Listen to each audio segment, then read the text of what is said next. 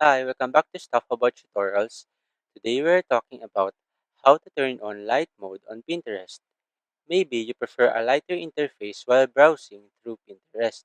So today I am going to show you how to turn on light mode on Pinterest. Check video description and I will try to leave the written instructions. So let's start. First, open your Pinterest application and log into your account. Once you're logged in, tap on this profile icon located at the bottom right corner of the screen.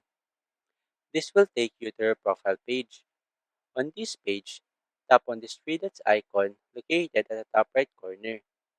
A menu will appear, and here, you should select the settings option. On this window, tap on this account management option. Here, you can see this app theme option. Simply tap on it. After that, a menu will appear below, and here, you can now choose the app theme that you want. Since you wanted to turn on light mode, simply tap on this light option.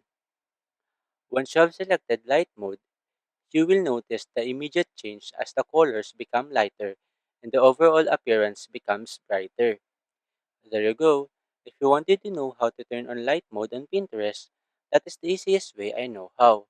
If you know another way to turn on light mode on Pinterest, leave a comment below. Also, be sure to subscribe for more videos.